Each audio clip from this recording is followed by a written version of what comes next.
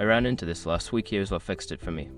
Setting up two-factor authentication 2FA on your Binance app is a crucial step for securing your account. Here is how to do it in just a few simple steps. Step 1. Open the Binance app. Launch the Binance app on your mobile device and log into your account. Make sure you have a stable internet connection to avoid any interruptions during the setup. Step 2. Navigate to Security Settings. Once logged in, tap on the profile icon in the top left corner, then select Security from the menu options. This is where you will find the 2FA settings. Step 3. Enable two-factor authentication. In the Security Settings, find the option for two-factor authentication and tap to enable it. You will be prompted to choose between SMS or Google Authenticator. Step 4. Set up Google Authenticator.